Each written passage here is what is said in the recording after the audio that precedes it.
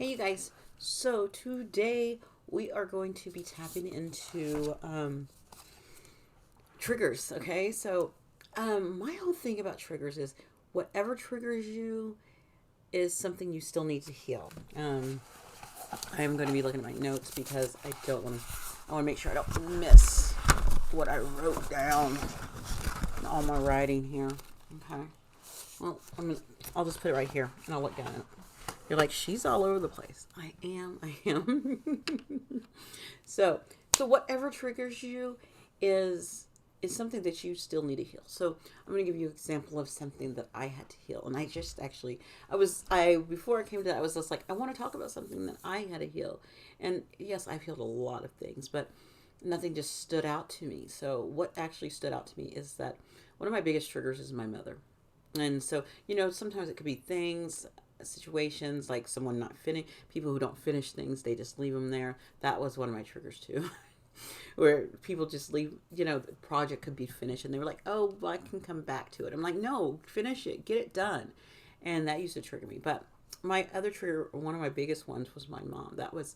And I still work on this one till this day. She's my biggest trigger. And I just tapped into my intuition. And it said right off the back, you know why she triggers you is because she's different and you saw different as being bad. And I've always saw, you know, that we all were supposed to be a certain way. We're supposed to walk a certain way, or we're all supposed to look a certain way. We all supposed to have these certain standards that we live by, and she did not live by those, and that drove me crazy, and I hated it. And as a child and as in high school, I was embarrassed of her. She embarrassed me. It was very embarrassing. I can say that that she embarrassed me um, a lot.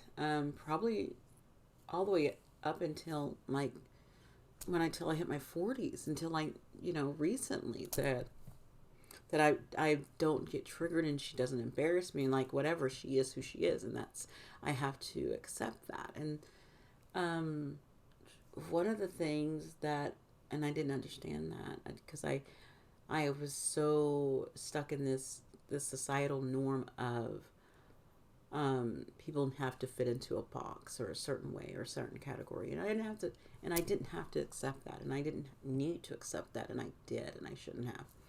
And now I'm growing from that, and I saw that, and so it's something I had to face and go through. And as I changed and learned, I could change and learn and love all parts of her, regardless of where she was or what she did or what she wanted. I could love her because I found loving myself and parts of myself that stood out, and parts of me that was different. And I didn't want to be seen as different. And I don't think different's bad. Different's actually good. I used to didn't like this hair of mine. I always wanted to have straight, perfect straight hair. No, that's not my hair. This is my hair. This wild crazy woman hair is me. That's who I am. And wow, I'm really just learning to accept every part of me. And I think that's part of self acceptance and self love and self knowing. And so that's something that you have to look at. What triggers you is something that you have to do it, because it's not everyone else's job to change. It wasn't my mom's job to change.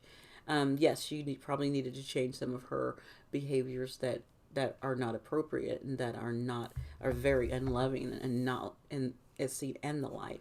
Yes, she needs to go and heal those behaviors, but it's not her job to change because of me. It's not her job to, look a certain way, to talk a certain way, to, you know, wear certain things because it embarrassed me. It wasn't her job to. It was my job to learn how to accept myself, and then in that I could accept her. So that's one thing. Um, so you have to heal what's bothering you inside of you. So look at those things, look at those situations, and you have to heal those. And as you heal those, you will be able to get over those triggers and they won't bother you. And you'll be like, oh, whatever. That's how you'll feel about them. You're like, whatever, that ain't okay. All right. And you'll be able to walk away from things. And it's so good to be able to do that, to be able to walk away from things and just be like, okay, I don't. that doesn't bother me at all. I can just walk away from this, and it's not going to affect you, and that's a great thing. Um, and I have written down, look at situations you're in, and so yeah, looking at situations you're in right now, like situations or places or people that are around you, they are usually a mirror or reflection of what you need to learn or see right now. Like one of my big ones right now is like I'm ready to move forward on things, and I'm just like, what's going on, what's going on, what's going on, and I'm just wanting to push it along, and it's okay for me to take my time and heal slowly and truly see everything than to rush through it and not get the lesson and not get the proper healing. So it's quite easy to take your time and learn the lesson and work through what you need to work through. Don't try to rush through things, because then you usually end up repeating that same lesson or repeating that same situation because you fully did not heal, you fully didn't understand, fully didn't reflect, and so you end up repeating that lesson. And so going back and being able to truly go through it and taking your time and getting through it, you can get through it, and that's a beautiful thing. And so you'll just go out into the world and you'll be able to use the behavior you want to use or reflect that behavior. And as you grow and change, things and people and environments and stuff will also change around you. Things, and it's, again, it's not quick. It takes time. It's like, no, you can't just get rid of, maybe you've been having a roommate and you're like, I want this roommate gone. And maybe that roommate's there to teach you something. And so maybe after you learn, a situation come up where you will, things will work out, and situations works out for you. So, and that's a beautiful thing, and I like that. And I like that, once you work through who that person is, or seeing every situation as it's supposed to be, or reflecting on it, you're able to move away from that and move away from that person and bring in someone that's going to be for your highest good and help you grow and help you just keep going up in the levels and building. Okay. I got also seeing how people are careless about your triggers. Yeah, some people can care less about your triggers. They're like, I don't care about your triggers. So that, when people are like, I don't care, that triggers you. When they say that, and you're like, what the freak? Well, you know what? That's your cue to learn how to be more empathetic to others. That, maybe someone else is triggered by something that you're not triggered by, and they said something. Maybe it's your job to learn to be empathetic and kind of understanding what they're going through too. Because yeah, you might not be going through what they're going through, but someone else might not be going through what you're going through. So it's a great idea to, okay, oh, I understand where you're coming from. I'm not going through it, but I understand where you're coming from. I'm here for you. And letting them work through their stuff, because you have to work through yours too. You're working through stuff, other people are working through things as well. So you have to remember that everyone else is working through their stuff too. So you can't always be like me. You have to be, okay, you have to be open and understanding and loving and accepting of things, okay? My last thing I've got written down is you can also ask yourself why this person or yourself or the situation brings this trigger or this environment. Why? So ask why, and just ask the universe why. Like, why is this happening? Why am I getting this trigger? What's going on? And kind of just step into it and take the time and meditate and reflect on it and ask why, so that you can get the answers. Because sometimes you don't know. You're like, what is it? And you're trying to pinpoint that thing. So sometimes you have to take a step back and just take a few breaths and ask the universe, write to the universe, meditate, take a walk, and something usually flies in at you. So what I want to do is I pulled out the dark mirror. I don't pull this out very often, and I wanted to see if pull a couple of cards of maybe some things that the collective needs to work on. Because you know me and my cards, I love the cards. So let's see, can we have like 2 or 3 that the Patreon collective needs to work on, please? one flew out at me. Okay, can I have one more, please? Okay. Wow. Okay, I thought another one flew out, but I have two. We're going to go with these two. We have envious gluttony. Wow. So I know gluttony is about but it's envious gluttony. So you got being envy and gluttony together. So maybe it's right. You're so envious. You're envious.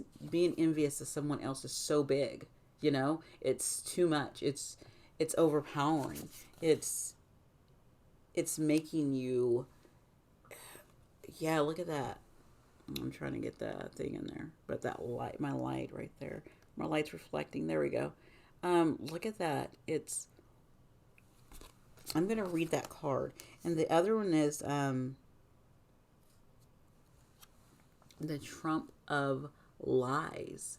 So maybe you're telling yourself stories, or you're always telling stories, and it's hard for you to come forth with the truth. Let's look at this, the envious one first, okay? The envious is number 9. Wow, these were lower number cards too, so we have 9. This is going to the edge of the ravine. A man, okay. It says there is a hunger sleeping just under the surface, like an animal lurking. This card is not just dark, it's unpleasant, sickly, disgusting. The difference in how we feel in front of a vampire as opposed in front of withering bugs. It's not a darkness that we can paint of romance drama. It is a raw, primal reeking of rotting stench. It feels like there is darkness, and in the black landscape, there is a hole leading to even greater darkness, and that is calling. The urge to press down every time, played with, toyed with, treat it like something that doesn't belong here. It is like rolling in the mud, bringing out the twisted, refreshing feeling of oneself. It's the key that we don't recognize the depth of the envy and the anger. Yeah, it's totally about envy. It's like this, maybe envious of someone's life, envious of how things fall to other people, envious of how people look. So maybe some of us need to tap into where where are you where are you where are you tapping in where you're being envious of things. Okay, so mine personally would be I'm envious of not being I want to be I'm so envious of wanting to be independently wealthy, or independently being able to financially take care of myself. I am very envious of people who can do that, and I have to depend on another person to bring in money, and and that's not supposed to, I'm not supposed to be there. I'm supposed to be at a point where I'm like, oh, it's okay that I depend on my husband even though I don't want to. It's okay. That's part of this. I think that's part of my lesson that right now. It's because I haven't brought in my abundance, and I need to learn that it's okay to have to not not be that independent self, because I've always been that independent self, and then I got married and I became non-independent self. I felt because of money and not bringing in income. So that's mine. Yeah, we all have things. Let me tell you, I'm not an angel.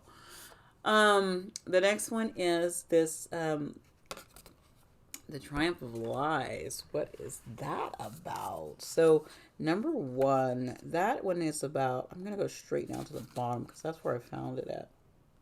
It's about appearances, and appearances is always so important to the world. Day to day, it seems more important. Can that be a lie too? We seek to be what the world outside desires, and not necessarily society at large. Our family, our partners, our friends place judgments on what we should be. Oh my gosh.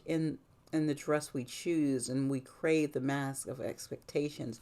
I just talked about this. Remember, I talked about this lie I was living about my mother, wanting her to be a certain way, wanted to look a certain way, and I for a while put on that facade of, no, I'm not in a happy marriage, and um, it's okay. We are great friends, but it's not like a loving where we're in love and, oh, I'm in love. It's with that person. No, we're in a partner. It's more like we're in a partnership, and we're friends, and we take our care of our kids together.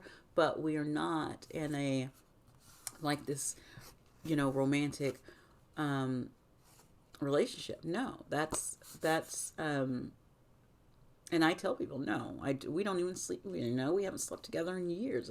So, and I've stopped hiding that part. I'm not going to tell that lie. I'm not going to put up this front that we're this wonderful. We are very kind to each other, and we're very respectful to each other.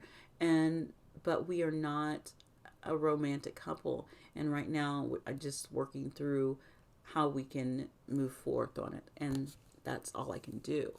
And so it's stepping up to that lie. What mask are you putting on to show the world because you don't think you can show your true self, or you have to fit this box, like that's Tiki Talkies in a Box, that song, little boxes on a hilltop, all the houses look the same and everyone dressed the same, and it's like keeping up with the Joneses, and step out of that, and that's what comes up for us, guys. So yeah. So what triggers you is what you need to heal. All right. So thank you guys for being with me today, and I hope you can take something from this and learn from it and grow from it. And thank you for being part of my channel. Okay. That is very heartful. Thank you. Thank you. Bye.